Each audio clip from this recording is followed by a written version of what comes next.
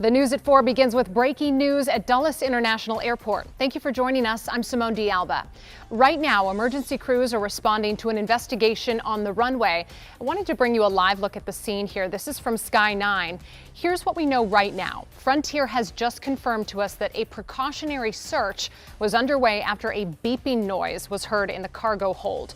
This flight from Atlanta landed at Dulles about an hour ago. It landed without issue, but you can see the large emergency response here. We know the people movers have just taken passengers off that plane that does remain on the tarmac at this time. Again, all of this because of a beeping noise in the cargo hold.